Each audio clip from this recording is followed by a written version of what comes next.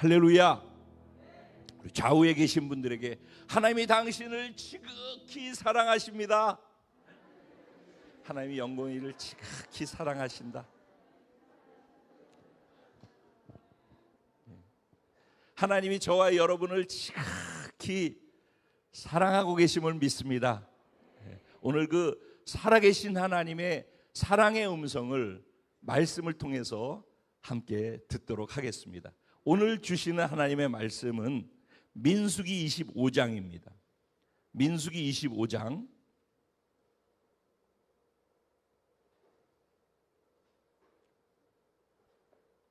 1절부터 13절까지 말씀이 되겠습니다.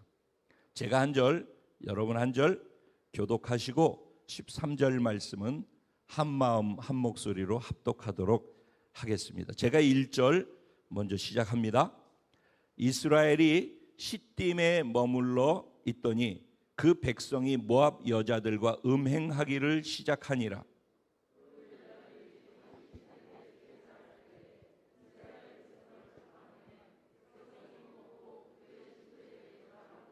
이스라엘이 바알 부올에게 가담한지라 여호와께서 이스라엘에게 진노하시니라.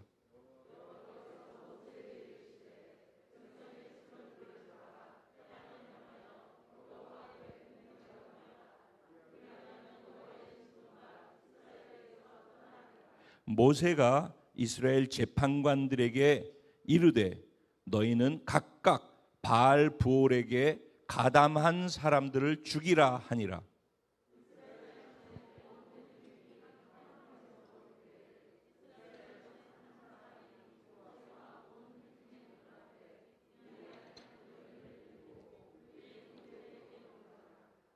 제사장 아론의 손자 엘르아살의 아들 비느하스가 보고 회중 가운데서 일어나 손에 창을 들고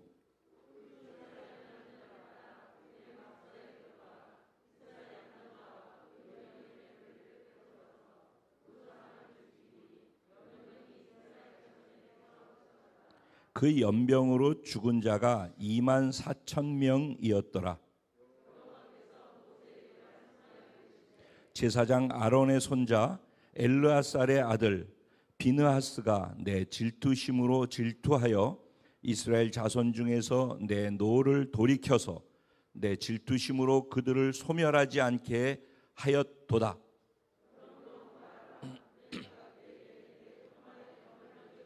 다 같이 그와 그의 후손에게 영원한 제사장 직분의 언약이라. 그가 그의 하나님을 위하여 질투하여 이스라엘 자손을 속죄하였음이니라. 아멘. 오늘 이 본문 말씀 가지고 하나님의 저주를 멈추게 하는 예수 선포자, 바로 저와 여러분입니다. 이런 제목으로 주님께서 허락하신 말씀을 함께 듣도록 하겠습니다. 오늘 우리가 읽은 말씀의 내용을 간단하게 요약을 하면은 이렇습니다. 이스라엘 백성들이 모압 땅 시딤이라고 하는 지역에 머물러 있게 되어졌습니다. 그러면서 문제가 생기기 시작했습니다. 이스라엘 백성들은 하나님의 백성, 하나님은 거룩하신 하나님이고 하나님의 백성 또한 거룩한 백성입니다. 그래서 거룩한 하나님의 백성들이 하나님의 말씀 듣고 순종해서 하나님이 허락하신 젖과 꿀이 흐르는 가나안 땅에 가기 위해서 광야에서 지금 가나안을 바로 보이는 눈 앞에 가서 있는 그런 상태입니다.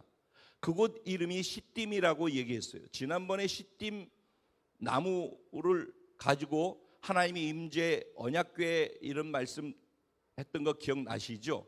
그래서 시딤 나무는 보잘것없고 그냥 다 버려지는 쓸모없는 나무, 가시가 많고 볼품없는 그런 나무인데 하나님께서 광야에 볼품없고 쓸모없는 나무를 굳이 하나님의 전을 짓는 나무로 사용하시겠다라고 작정하시고 그거를 다 다듬고 껍질을 벗겨서 그 위에다가 다 사이즈를 맞추고 금으로 입혀가지고 그래서 하나님의 성전에 기물이 되도록 그렇게 거룩하게 귀하게 사용해 주셨다. 그게 바로 저와 여러분들과 같은 것이다 라고 말씀드렸어요. 기억나시죠? 네, 그 시띠 나무를 얘기하는 거예요. 지금 나무에 대한 얘기가 아니라 지명에 대한 이야기이지만은 결국 시띠이라는 이름의 뜻은 똑같다라는 것입니다. 그러면 시띠의 뜻은요, 조각목이라는 뜻도 있고요, 원어적 의미로는 재앙이라는 의미가 있어요. 그리고 채찍이라는 의미도 있어요. 그게 시띠이라는 단어의 히브리적 의미 안에 포함되어 있는 거예요. 그러니까 시띠이라는 곳, 볼품 없고 쓸모 없고 그런 곳, 그리고 재앙이 있고 채찍이 있는 그런 곳, 하나님이 손길이 가고 다듬어지고 훈련돼야지만 조각목으로 쓸 수 있는 그런 자리가 시띠이란 말이죠. 그런데 훈련되지 않고 그대로 있으면 그냥 채찍과 재앙이 있는 쓸모없고 볼품 없는 시띠임에 불과한 것이거든요. 그런데 이스라엘 백성들이 시띠임에 머물러 있더니라는 거예요. 그곳이 편안하고 좋았기 때문이에요. 그곳에 안정감을 느끼고 안주하고 있었기 때문이에요. 그들의 목적지는 출애굽할 때부터 가나안이 목적지였어요. 그런데 그 목적지를 방향성을 상실했기 때문에 하나님께서 40년을 광야를 돌게 하셨던 거거든요. 그러다가 이제 광야 1세대가 다 죽었죠. 광야 1세대가 광야에서 살면서 하나님의 기적을 경험하고 하나님의 은혜 속에서 살아가는 것을 광야 2세대는 보면서 자랐어요. 그리고 그들이 하나님 앞에 바르게 할 때 광야 1세대가 어떻게 하나님의 은혜를 받고 기적을 경험하면서 살았는지 그들은 보았고, 광야 1세대가 하나님께 불순종하고 하나님 앞에서 타락했을 때 하나님이 어떻게 진노하셨었는지 그들은 보면서 자랐어요. 그렇게 자라서 39년 동안을 광야에서 지내는 그 과정 속에 태어나서 자라난 20대 이하의 아이들이, 젊은이들이, 즉 오늘 다음 세대들이 광야에서 끝자락 시딤이라고 하는 모압 땅, 바로 가나안 땅을 눈으로 볼 수 있는 그 자리에서 와 있었다는 것입니다. 그러면 그들은 무엇을 해야 합니까? 그들의 마음엔 무엇에 불타 있어야 됩니까? 가나안 땅으로 빨리 들어가자. 하나님이 약속한 젖과 꿀이 흐르는 땅으로 우리가 들어가서 그 땅을 정복해야 되지 않겠느냐? 하나님이 우리에게 주신 땅 아니냐? 그리고 가나안 땅에 관심을 갖고 그걸 바라보고 있어야 되지 않습니까?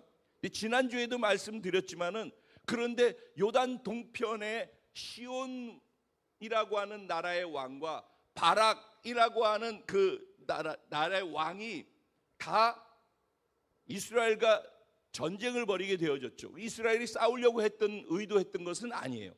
그런데 결국은 우리가 지나가기만 할 테니까 비켜달라고 부탁을 했는데, 군대를 동원해가지고 이스라엘을 치러 오니까 어쩔 수 없이 이스라엘이 싸우게 되어졌는데, 하나님이 그들을 도우셔서 전쟁에서 이기게 하셨어요. 그래서 시온 왕도 이기고 바락의 왕도 이기고, 그러다 보니까 요단 동편 쪽의 땅들을 차지하게 되어졌어요. 근데 지난번에 말씀드린 것처럼 그 땅은 비옥한 땅이에요. 가축들을 키우기가 좋은 땅이에요. 목초지가 있는 땅이에요. 그러니까 그곳이 안정돼 보이고 편안해 보이고 좋은 땅이란 말이죠. 그러니까 여기 있고 싶은 거예요. 시딤도 그러한 거예요. 시딤이 모압 동편 쪽에 있어서 굉장히 풍요롭고 편안하고 좋은 땅인 것이죠. 그곳에 시딤에 머물러 있더니라는 말의 의미 안에는 이런 것들이 내포되어져 있다는, 그들의 심리적 마음의 상태가 그렇게 표현되어지고 있는 거예요. 자, 그렇게 되어진 그 마음의 상태에서 일이 일어났는데, 이스라엘 백성들 가운데에서 이방의 여인들하고 음행을 하기 시작하는 일들이 발생했다라는 거예요. 그런데 여기에서 그 다음에 어떻게 그 일이 시작되어졌는지를 좀 더 구체적으로 설명을 해요.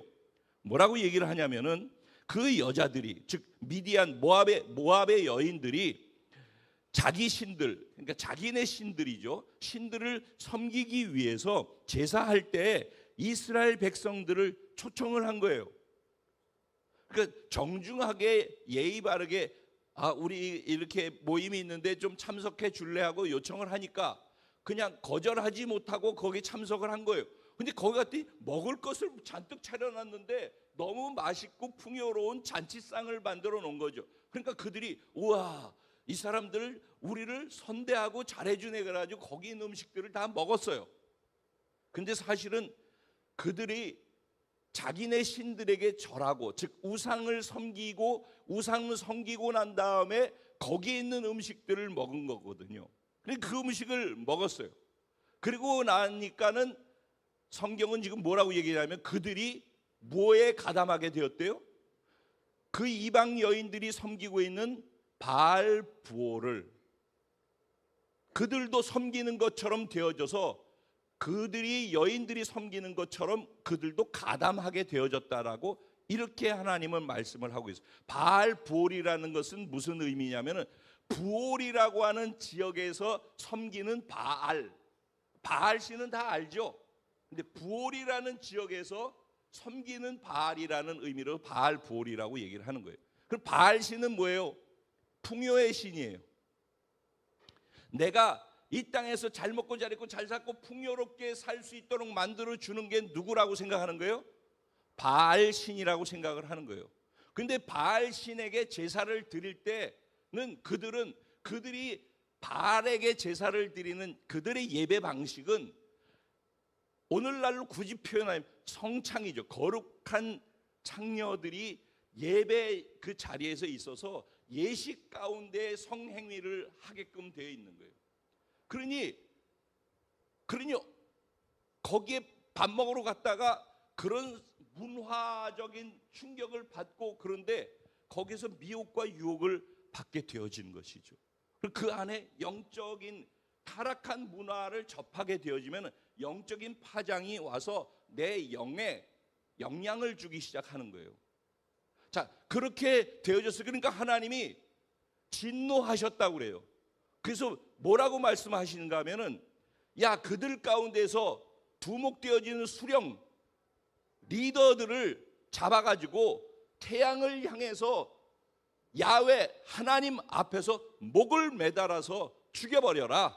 그러면은 하나님이 진노가 가라앉을 거야. 이렇게 말씀을 하셨어요. 그랬더니 모세가 그 말씀을 듣고 난 다음에 자기 백성들을 향해서 이렇게 얘기하는 거예요. 바알 부올과 가담한 자들은 모두 다 싸그리 죽여버려라. 이렇게 말씀을 선포한 거예요. 그러자 이제 7절 8절에 보면은 그 일이 있게 되어지니까 6절부터네요. 그 다음에 어떤 일들이 일어나면은 사람들이 그 소리를 듣고 난 다음에 자기 집에서 가담한 사람들이 다 죽게 생겼잖아요. 그리고 뒤에 보면 그 일로 인해서 2만 4천 명이 죽어요. 전염병이 돌아가지고 하나님이 연병을 허락하셔서 그 죄 때문에 진노하셔서 2만 4천 명이, 그러니까 2만 4천 명이 거기 가담했다라는 얘기예요. 2만 4천 명이 죽는 일이 일어나요. 그러니까 2만 4천 명의 가족들이 얼마나 고통스럽겠어요. 그러니까는 그 소식을 듣고 난 다음에 모두가 통곡하고 울고 하나님 앞에서 회개하는 거죠. 그래서 그들이 회막에서 울더라 그랬어요. 회막이 뭐냐? 그 당시의 성막이에요. 오늘로 치면 성전, 하나님이 임재해 계신 그 문 앞에서 백성들이 모여서 통곡을 하고 울고 있었단 말이에요. 그러니까 그들이 자기들이 잘못한 것 때문에 회개하면서 울고, 자기 가족이 죽는 것 때문에 고통스러워서 비통하며 울고, 그래서 울고 있는 거예요. 그래서 모든 백성들이 이렇게 울고 있는 그런 상황인데, 그 가운데 어떤 이스라엘의 한 남자, 뒤에 저 14절 15절에 보면 그 사람의 이름이 시므리라고 얘기를 해요. 시므리라는 단어의 뜻은 히브리어로 찬양하는 자라는, 즉 예배자라는 의미예요. 그리고 그는, 시므리라는 사람은 자기네 속한 족속 가운데 지도자에 속한 사람이라고 얘기했어요. 그러니까 리더라는 말이죠. 리더가 지금 전체 상황이 통곡하고 울고 막 하나님 전에 와가지고 그러고 있는 분위기잖아요, 전체가. 그런데 리더가 그 울고 있는 회중 눈 앞에서 이방 여인을 데리고 자기 형제 집으로 들어가는 것을 모두가 다 본 거예요. 지금 이 분위기 이해되십니까? 모두가 그 고통스러운 시간, 회개하고 비통함에 빠져서 울고 하나님 앞에 머물러 있는 그 시간에 한 명 리더가 바로 그 문제 때문에 사실은 하나님의 진노가 임한 거잖아요. 근데 그 리더가 또 이방 여인과 함께 자기 형제의 집에 들어가서 또 범죄를 하려고 하는 그 현장을 온 회중이 다 보는 앞에서 그 일을 하려고 하는 거죠. 근데 모두가 울고만 있지 어느 누구도 움직이지 않는 거예요. 그냥 울고만 있는 거예요. 그래서 비느하스라고 한 사람이 소중한 거예요. 모두가 울고만 있고 비탄에 빠져 있을 그때 비느하스가 일어나서 쫓아 들어가서 창을 들고서 그 남녀 둘을 창으로 쳤는데 남녀가 꿰가지고선 하나로 꿰뚫어서 꼬치처럼 되어져서 그 자리에서 즉사를 해서 죽었어요. 그러니까 뭐래요? 연병이 이스라엘 자손에서 이제 그치게 되었고, 그 그쳤을 때 숫자를 보니까 24,000명이나 죽었더라라고 얘기하는 거예요. 즉 앞부분도 그렇고 뒷부분도 그렇고 나오는 내용이 하나님 앞에서 범죄함으로 인하여서 하나님이 진노하셨고, 그 진노하심으로 말미암아 하나님이 수령들을 시범 케이스로, 즉 리더를 목매달아서 죽게 함을 통해서 죄의 대가를 지불하게 하고 저주가, 진노가 그쳤다라고 그랬어요. 근데 이 뒷부분에도 또 그가 잘못한 것에서 죄의 문제들을 정리하고 나니까 하나님의 진노, 연병이 그쳤다라고 말씀을 하고 있는 거예요. 그러자 하나님이 이렇게 표현을 하시는 거예요. 내가 질투하는 하나님이야. 나는 질투한단 말이야. 너희들도 뭐 시기하고 질투하고 내가 나만 사랑해 주기 바라는데 내 관심이 다른 사람한테 가는 거, 그런 것들이 느껴지면은 그것 때문에 마음 어렵고 힘들고 다 그러는 거잖아요, 인간들이. 근데 하나님 형상과 모양으로 우리가 지음 받았기 때문에 하나님 안에도 질투가 있다라는 거예요. 근데 그 질투는 불같이 일어나는 질투라고 성경은 표현해요. 그 질투가 소멸하는 불 같다라고 표현을 해요. 하나님만 사랑하고 하나님만 참신, 유일한 신으로 인정하고 하나님만 섬기라고 하나님은 10계명에도 1계명, 2계명은 다 그 얘기부터 시작을 하잖아요. 그런데 40년 동안 그것도 출애굽시켜가지고 구원시켜서 40년을 먹이고 입히고 기적을 행하고 범죄하면 용서하고 그러면서 여기까지 왔는데, 그런데 그 하나님을 다 경험하고 난 다음에 이제 가나안 땅으로 들어가기 직전까지 왔는데, 그런데 그 앞에서 범죄하고 하나님을 마치 아무 나한테 영향을 줄 수 없는 그런 정도로 취급을 해가지고 하나님 앞에서 범죄할 때 하나님이 진노하셨는데, 그 말을 다른 말로 내가 질투해서 그렇다라는 거예요. 질투해서. 어떻게 너희 그럴 수 있냐는 거예요. 나를 사랑해야지 되는 게 당연한 거 아니냐는 거예요. 근데 저 이방의 신들은 너희가 언제 봤다고? 저들이 섬기는 그 신을 니들이 얼마나 안다고? 40년을 너희와 함께 왔던 나를 버리고 그들을 섬긴다고? 하나님 안에서 그런 분노가 질투로 일어난 거죠. 그런데 온 백성과 회중들이 다 울고 비탄에 빠져 있고 회개하고 있었지만은 울고만 있었지, 하나님의 그 질투하는 마음, 분노하여서 불같이 일어나는 그 진노의 마음을 자기 마음처럼 느끼는, 하나님과 연합된 감정을 갖고 있는 사람들이 없었다는 거예요. 이 말 이해되셔요? 하나님과 마음이 합한 자, 비느하스가 그랬다는 거예요. 비느하스가 하나님의 질투로 질투심이 자기 안에서 끌어올랐다는 거예요. 그래서 아니 어떻게 저럴 수가 있어라고 하고서 튀어 들어가가지고 창을 들고서 찍어서 죽였다라는 거예요. 그랬더니 하나님이 나의 질투심으로 그가 질투해서 그 일을 행했기 때문에 내 질투를 멈추게 해서 나의 진노가 멈추어졌다. 그리고 내가 그 비느하스가 너무 기특해서 비느하스와 비느하스 후손에게 언약을 맺는데, 평화의 언약, 너희 후손들이 영원한 제사장의 직분을 감당할 수 있도록 대를 이어서 그 후손들이 내려가도록 그렇게 내가 해주겠다. 평화의 언약, 제사장의 영원한 언약을 허락해 주신 거예요. 그리고 그로 말미암아 하나님의 질투를 대신 자기 안에 두고 질투를 표현해낼 수 있었던 그를 통해서 이스라엘이 속량, 즉 죄사함을 받았다라고 이렇게 말씀하고 있는, 이게 오늘 본문에 나온 줄거리의 내용이에요. 그럼 왜 이런 일이 일어났을까요? 말씀드린 것처럼 이스라엘 백성 2세대는 1세대가 실수하고 좌절하고 그랬던 모든 것들 속에서 어떤 일들이 일어났었는지 그 역사를 보고 자랐던 사람들이에요. 그리고 그들 가운데 하나님이 얼마나 선하게 기적 가운데에서 이끌어내셨는지 그거를 보면서 자랐던 사람들이에요.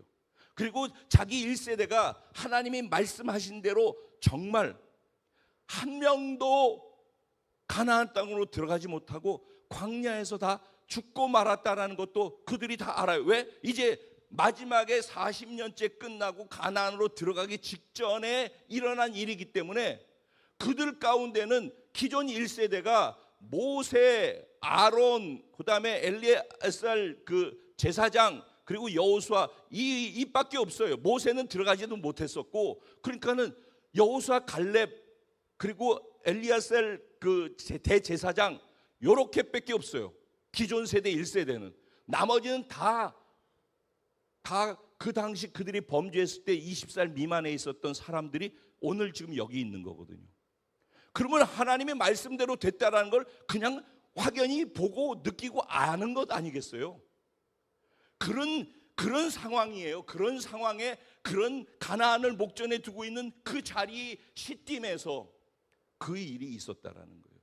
이 사건과 이 상황을 보면서 우리가 무엇을 보고 무엇을 생각해야 될까요? 여기서 우리가 취할 교훈과 우리가 그럼 어떻게 해야 될 것인가 고민해야 될 것들이 무엇일까 잠깐 생각을 해봤어요. 사실 이 본문에 대한 이해를 하려면 좀 더 큰 판을 봐야 돼요. 민수기 21장부터 보면은 말씀드린 것처럼 시온과 갑자기 바람악, 시온이라는 나라와 바람이라는 나라를 다 이스라엘이 요단 동편을 정복했단 말이에요.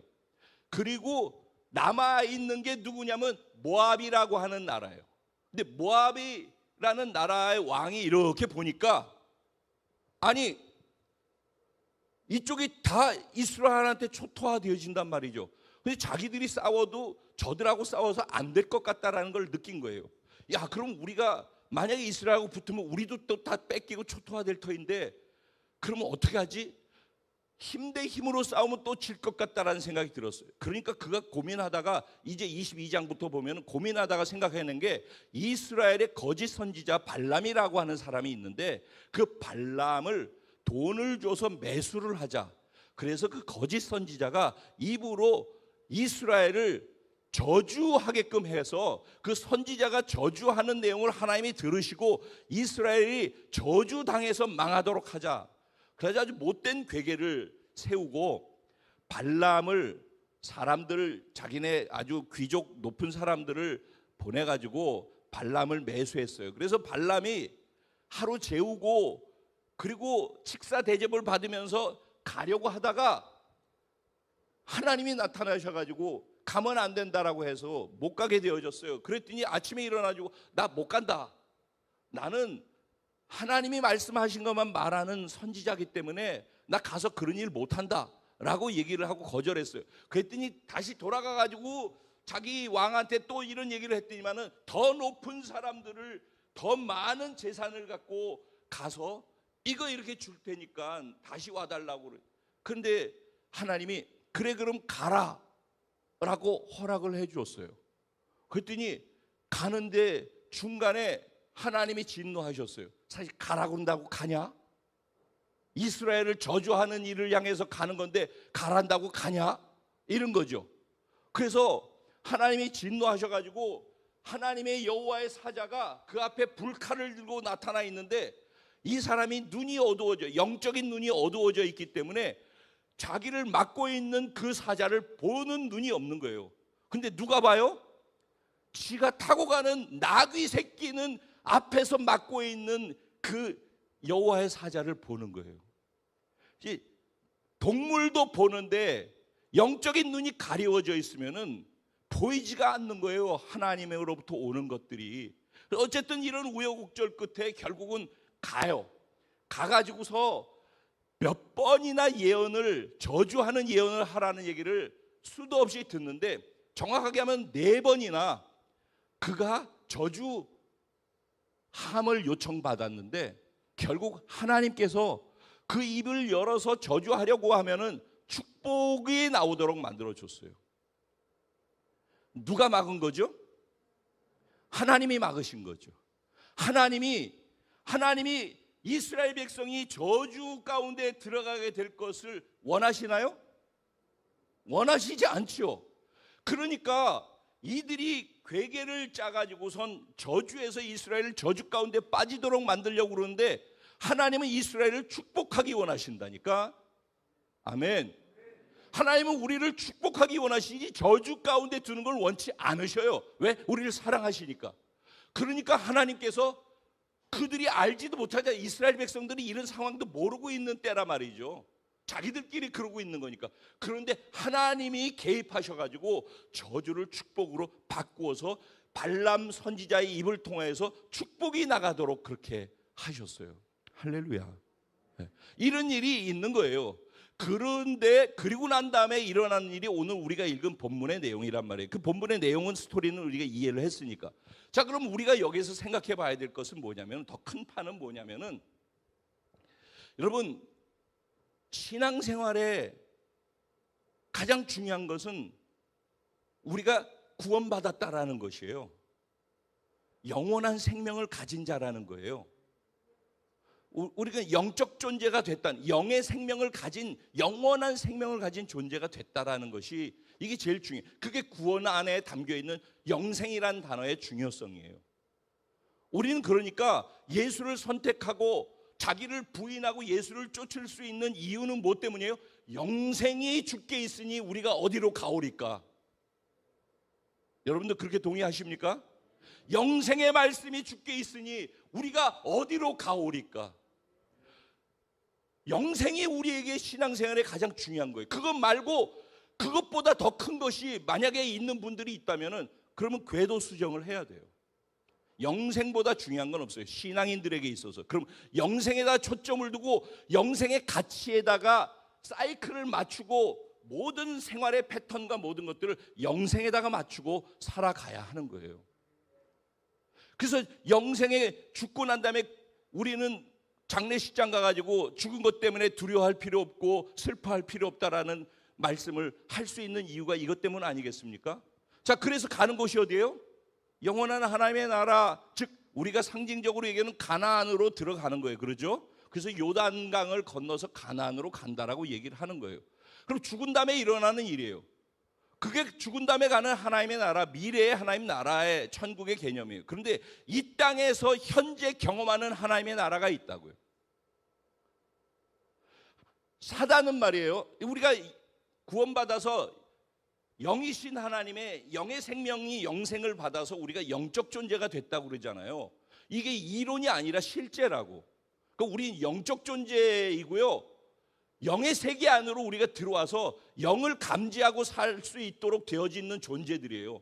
근데 우리가 영이라는 개념을 인식을 안 해요. 이 땅의 혼과 평소 우리가 사는 게 그렇게 사니까 그냥 평소 살고 느끼는 그것이 그거라고 생각을 하고 산다고. 그런데 우리는 영적 존재라고. 그 말이 왜 중요하냐면은 우리와 하나님만 영적 존재로 있는 게 아니라 우리를 하나님의 나라로 들어가지 못하도록 우리에게 주어진 영생이 우리에게 계속적으로 지속적으로 그분 가나안 땅 천국에 들어갈 때까지 우리의 소유로서 영생이 있도록 그걸 허락하고 싶지 않은 또 다른 영적 존재가 존재한단 말이에요. 여러분, 이거를 중요하게 생각을 해야 되는 거예요. 사단은요, 귀신들과 함께 우리들이 가나안 땅으로 들어가는 걸 원치 않아요.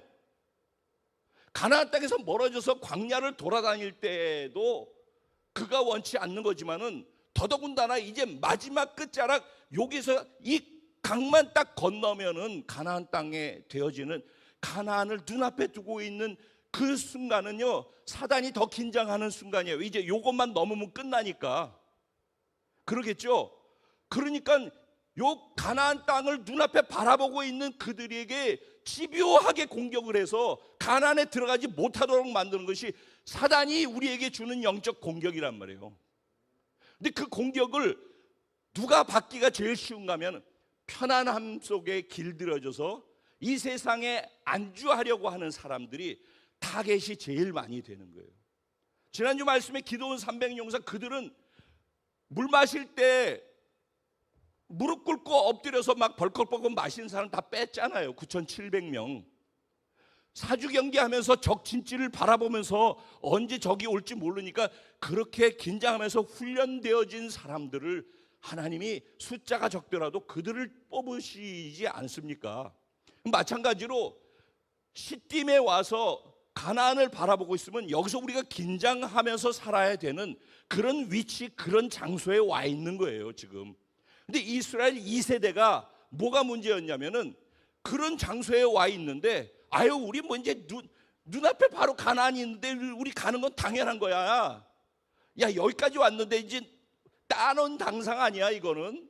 구원은 우리 안에 이미 주어져 있는 티켓인데 구원받는 거 당연한 거 아니야? 라고 생각을 한다는 거예요.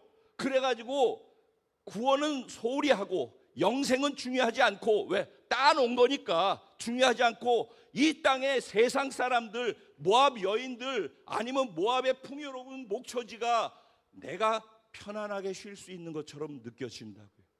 그리고 세상 사람들은 그걸 추구하고 그 가치로 살잖아요. 근데 세상 사람 다 그렇게 가는데 나만 이상하게 사는 것 같으니까 그거 흉내내면서 그 가치로, 천국은 내 거니까 이제는 세상 사람들하고 또 맞추어서 가기 위해 그 가치를 추구하면서 살아가다 보면 이것도 아니고 저것도 아니고, 그래서 그 안에 머물러서 시딤에 머물러 있게 되는 이유가 그거예요. 그때가 제일 위험한 때란 말이죠. 그러니까는 사단은 모압 왕 발락을 통해서 발람 선지자를 유혹해가지고 결국 그들을 통해서 이스라엘을 저주해서 넘어뜨리려고 했잖아요. 그게 첫 번째 공격이란 말이에요. 더 먼저 공격은 그들에게 편안함과 안락함을 주는 것이 첫 번째 공격이었고, 그래서 첫 번째 저지선이 나도 모르는 사이에 내가 하나님으로부터 점점 멀어지고 있는 첫 번째 저지선이 무너진 상태가 되는 거예요. 두 번째 공격이 뭘로 들어와요? 저주하는 것으로 들어와가지고 그 중에 한 사람을 통해서 말로서 저주가 가고 부정이 가고 흘러다니도록 만들려고 하는 거예요. 하나님이 그걸 막으시죠. 그런데 이런 생 공격이 오다가, 원래 그러잖아요. 지나가는 사람 외투를 벗겨라. 그러면 센 바람을 불면은 더 움츠린다고 그랬잖아요. 공격이 들어오니까 더 움츠리죠. 그런데 이번에는 따스하고 따사로운 햇볕이 오는 거죠. 부드럽게 아주 달콤하게 유혹이 들어오는 거죠. 이게 공격이라고 느낄 수 없도록 우리에게 스물스물 다가오는 것이죠. 그래서 처음에는 나이스하게 와줄래요? Please 요청을 하는 거죠. 그리고 와서 이거 드실래요? 그러니까 요청하고 나이스죠. 또 와서 드실려 하니까 따라 하다 보니까 어느 날 나도 모르게 내가 그 자리에서 바알 부호를 섬기는 그 일에 가담하는 가담자가 되어 있더라. 이게 무너지는 과정이에요. 과정 없이 한순간에 땡 되는 일은 없어요. 과정을 통과하면서 그런 일들이 되어져 가는 거예요. 그래서 그 과정 속에서 무너져가고 그 무너짐 속에서 하나님의 진노까지 가게 되어지는 것이고, 그러니까 우리들이 살아가는 삶에서 내 삶에 일어나는 일들이 지금 일어나는 그 일만 가지고선 그것을 문제의식으로 생각하고 그 문제를 그것과 싸워서 이겨보려고 해가지고는 진짜 답을 찾을 수가 없어요. 예수 믿는 사람 바르게 믿으려고 하면 할수록 그것을 공격하는 사단의 공격이 반드시 있다는 거 알아야 되고, 그의 공격은 단순하지만은 집요해요. 강하게 왔다가 아니면은 부드럽게 왔다가 아니면 편안하게 와가지고 이게 공격인지도 모르게 우리가 함몰되어 가도록 만드는 거예요. 이게 사단의 공격이고, 그 공격 가운데 점점 우리가 무너져 가다가 하나님의 진노 가운데로 우리도 모르는 사이에 하나님 편에서 떠나서 적의 편에 서서 있는 자기를 언제 내가 여기 와서 서 있지? 이렇게 되도록 만들어 가려는 것이 사단이 쓰는 전략이라는 것입니다. 그럼 너무 절망스러운 것이죠. 그러면은 이 근원이 뭐예요? 하나님을 진노케 한 근원이 뭐예요? 죄라는 거죠. 여러분 아셔야 돼요. 인간에게 죄가 들어왔기 때문에 저주가 따라오는 거고, 질병과 죽음과 공포와 두려움과 불안과 걱정과 근심과 이 세상에서 부정으로 표현할 수 있는 모든 것들은 그 뿌리가 무엇에서 오는가? 죄로부터 오는 거예요. 죄 문제가 해결되지 않으면은 열매만 따서 열매만 바꾸고 고치려고 우리들은 그렇게 생각하는데, 열매 건드려서 절대 문제가 해결되지 않아요. 하나님과의 관계 안에서의 죄 문제가 해결돼야지만, 뿌리가 해결돼야지 근본의 문제가 해결되어지는 거예요. 그래서 하나님께서 무너지는 것도 과정이 있듯이 다시 살아나게 하고 세우는 것도 과정이 있는 거예요. 그 과정이 4절과 7절, 8절의 말씀이 나오는 거예요. 뭐 하래요? 백성들이 다 가담해서 2만 4천 명이 죽었잖아요. 그렇죠? 그 백성들이 많이 가담을 한 거예요. 그런데 하나님이 그 해결책으로 그들에게 제시한 게 뭐예요? 두령들을, 즉 그들의 리더들을 태양을 바라보게 하고 하나님 앞에서 목매달아서 죽게 하라. 이게 무슨 얘기예요? 대표성의 원리라고. 대표성의 원리. 그래서 리더가 중요한 거예요. 그래서 제가 중요한 거고, 여러분 리더들이 중요한 거예요. 리더가 섬기고 있는 지체들 안에 잘못되어지는 것들은 하나님이 리더들에게 물으신단 말이에요. 상급도 리더들에게 가지만은 질책도 리더들에게 가는 거예요. 기독교는 대표성의 원리로 움직여요. 아담과 하와가 잘못해서 인류가 죄가 들어왔잖아요. 그게 대표성인 거예요. 그런데 그래서 아담, 하와, 아담 공동체, 죄 공동체, 절망 공동체, 악구조 공동체 속에 우리가 사는 거예요. 그런데 예수 그리스도께서 오셔서 그 죄 문제 때문에 일어난 모든 것들을 자신에다가 그 죄를 담고 십자가에 못 박혀서 목매달아서 죽여라고 하는 것처럼 대표성을 갖고 뒤집어 쓰고 죄와 함께 저주를 뒤집어 쓰고 죽으셨단 말이죠. 그래서 아담 하나로 말미암아 죄가 들어오고 예수 한 분으로 말미암아서 은혜와 자유와 치유와 구원이 들어왔다라고 성경은 그 이야기를 하는 거예요. 그 대표성의 원리 중에 또 하나가, 모두가 울고 있지만은 움직이지 않고 있는 그 가운데에서 하나님의 마음을 알고 하나님의 질투를 자기 안에서 불릴듯이 느끼는 그 한 사람, 비느하스, 그 사람을 통하여서 대표성을 갖고 그가 창을 던졌더니만은 진노가 멈추고 연병이 끝났다라고 이야기를 하는 거예요. 한 사람이 중요하단 말이에요. 한 사람이. 근데 그 한 사람의 대표가 아담이었고 한 사람의 대표가 예수님이었다라는 거예요. 그리고 오늘 본문에는 그 한 사람의 대표가 누구예요? 비느하스라는 거예요.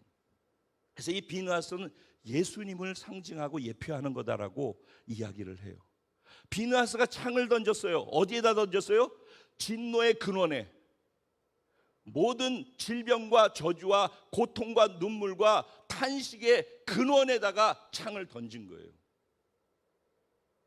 근원에다가. 여러분 이제 결론을 맺을게요. 시간 더 가면 제가 안 돼. 제가 이 도는 것 때문에 여러분들의 부담 안 드리려고 예배 시간을 좀 줄여보려고 무던히 지금 애를 쓰거든요. 그래서 어쨌든 그렇기 때문에 여기 정리를 마무리를 해야 될 것 같아요. 결론을 말씀을 드릴게요. 자, 무너지는 것도 과정이 있죠. 아까 보니까. 그리고 사단은 영적으로 우리가 가난으로 들어가는 걸 원치 않아요. 그래서 계속 집요하게 부드럽게 강하게 계속해서 편안함을 추구하는 걸 통해서 공격을 해요. 넘어뜨리려고 해요. 못 들어가게 해요. 근데 무너지는 것도 그 과정이 있지만은 세워지고 살아나는 것도 과정이 있어요. 근데 그 과정의 첫 단추가 뭐예요? 죄의 근원을 끊는 거예요. 그 근원을 우리가 끊을 수 있어요? 우리에게 답이 없기 때문에 예수가 오셔서 그 근원의 해답이 되어주신 거예요. 그래서 죄를 뒤집어 쓰고 저주를 뒤집어 쓰고 자신이 매달려서 죽으신 거예요. 그래서 속량했다라는 거예요. 그래서 예수님께서 이 땅에 오셔서 침례 받으시고 40일 동안 금식하셨잖아요. 근데 사단이 와가지고 예수님을 미혹하고 유혹했어요. 그러죠? 그랬을 때 예수님이 무엇으로 사단 공격을 물리쳤죠? 말씀으로 물리쳤죠. 예수님이 말씀이시고 예수님이 말씀으로 물리쳤어요. 그럼 사단이 떠나가는 거죠. 똑같아요. 예수님의 말씀이 오늘날 창이란 말이에요. 비느하스가 던진 창이 그 당시는 육으로 보여지는 창으로서 죄의 근원에 던졌다면은 오늘날은 죄의 근원을 끊으신 예수 그리스도 십자가에 일어난 그 사건, 그 비느하스에 예표되어지는 예수님의 말씀, 십자가 복음, 그 복음이 죄에 있는 근원을 향하여서 던져질 때, 외쳐질 때, 선포될 때 그 자리에 하나님의 기적의 역사가 죄가 떠나가고 죄로 말미암아 우리에게 들어온 질병과 저주와 가난과 죽음과 공포와 두려움과 불안과 이 모든 것들이 끊어지는 역사가 일어나는 거예요. 그래서 예수 이름을 선포하는 거예요. 그래서 오늘 가사처럼 모든 마음과 생각 속에 부정이 자리 잡고 있는 곳에 예수 이름이 선포되라는 거예요. 원수의 진을 향하여서 우리를 공격하고 있는 사단 원수의 진영을 향하여서 예수를 선포하라는 거예요. 어둠에 갇혀있는 자들을 향해서, 절망하는 자들을 향해서 예수를 선포하라. 자기를 얘기하지 말라고. 뭐가 두렵냐고. 자기 얘기해봤자 다 못 준다니까. 예수를 얘기하라고. 예수가 죄의 근원을 끊는다고. 예수가 저주를 끊는다고. 예수가 질병을 끊는다고. 마음의 상처와 미움과 고통과 내가 좌절하고 절망하고 이제 끝났어라고 하고 포기하고 있는 그 자리에 예수를 전하라고. 여러분의 가정에 예수를 전하라고. 여러분 가정에도 문제가 있잖아요. 관계의 문제도 있고 또 여러 가지 다양한 문제가 있어요. 여러분 개개인들에게도 문제가 있잖아요. 절망케 하는 일들이 있잖아요. 고통스러운 거, 눈물 흘리는 거 있잖아요. 울고만 있지 말고 창을 던지란 말이에요. 자기 자신을 향해서 예수의 복음을 자기에게 선포하란 말이에요. 내 주변에, 내 가정에 어려움과 고통 속에 있는 자들에게 다른 얘기 하지 말라고. 기분 나쁜 감정 표현하지 말라고. 예수를 전하라고. 예수를 전하면은 예수가 해답이 된다니까. 예수가 문제를 해결해 준다니까. 이게 설교가 아니라고. 우리 인생을 바꾼 그 예수가 내 삶도 바꿀 수 있고 내 주변의 사람도 바꾼다고. 지금 우리 주변에는 나를 포함해서 모두, 우리 개개인도 그렇고 우리 주변에는 그 예수를 전해주는 사람을 기다리고 있어요. 왜냐하면 그들 스스로가 답을 찾을 수가 없기 때문에. 그 답이 되어줄 수 있는 게 이 세상에 없다란 말이죠. 그러니까 절망 속에서 그냥 사는 거라고. 그들에게 진짜 들어야 될 게 뭐예요? 누군가 비느하스가 일어나서 창을 던져줘야 돼요. 그래서 죄의 근원을 끊어야 된단 말이에요. 누가 하겠어요? 울고만 있을 거예요? 누가 하겠어요? 누가 비느하스가 되겠어요? 누가 예수 그리스도를 전하겠어요? 생명이 있는 자는 움직이는 거예요. 생명이 있는 자는 굴러가는 거예요. 생명이 있는 자는 굴러서 미디안 진영으로 가면 우리가 두렵게 느꼈던 미디안 진영이 무너지는 것을 보는 거예요. 두려워하지 마세요. 내가 하는 게 아니에요. 나와 함께하는 예수님이 하시는 거예요. 우리 예수를 전하십시다. 예수를 선포하십시다. 그러면은 선포되는 자리에 하나님의 역사가 나타나기 시작해요. 그날과 그 시에 내가 무엇을 말할지 두려워하거나 근심하지 말라. 내가 그 시간에 너의 입에 말이 되어줄 것이야. 너에게 지혜가 되어줄 거야. 두려워하지 말고 나만 믿어. 내가 너와 함께 같이 간다니까. 기도원이 겁쟁이지만은 하나님의 손이 그와 함께하면은 큰 용사 되는 거예요. 중요한 거는 사실은 지금 다른 게 중요한 게 아니에요.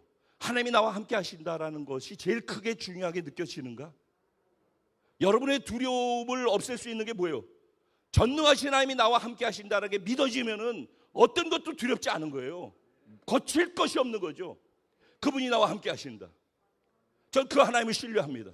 저를 보면 연약해요.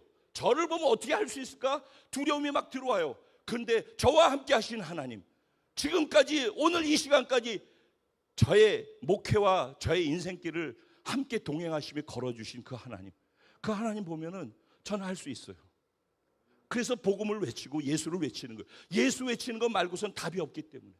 다른 거 아무리 설득하고 뭐 여러 가지 뭐 이해시키려고 해서 소용없어요. 예수 전하면은 예수가 모든 것들을 해결해요. 아멘. 예, 여러분 이제 다음 주 되면은 추석이고 뭐 또 다 가정으로 돌아가고 또 여러분 만나는 분들 수없이 만날 가서 예수를 전하세요. 예수 전하는 입으로 전하는 게 있고 인격으로 전하고 성품으로 전하는 게 있어요. 저와 여러분이 이제 삶의 자리로 와서 예수를 전하되 예수를 보여주고 느낄 수 있게 먼저 해주세요. 말만 하면은 말은 하고 얼굴은 이렇게 하고 그리고 뒤에 가서는 또 따게 해가지고서 이상하게 하면은 그 사람이 하는 예수 말을 들으려고 안 한단 말이에요. 그러니까 우리가 인격적으로 더 많이 섬기고 더 많이 낮아지고 더 많이 자기가 희생하고 더 많이 헌신하고 그런 가운데에서 제가 왜 저러지? 안 하던 짓을 하네. 나도 똑같은데 예수님 믿고 조금씩 바뀌어가는 것 같아. 너도 한번 그런 예수, 그런 나를 이렇게 조금씩 바꿔가는 그 예수 너도 믿어보지 않을래? 예수를 필요로 하는 자리에 산이든 강이든 어디든 예수를 우리 전하는, 그래서 비느하스처럼 후손까지 하나님의 언약을 흘려주는 축복의 가문 되기를 주님의 이름으로 축원합니다. 오늘 말씀 생각하면서 같이 기도하죠. 우리 주님의 이름을 한번 부르고 잠시 기도하겠습니다. 그리고 연결해서 우리 성찬을 대하는 시간을 갖도록 하겠습니다. 기도드리겠습니다. 주여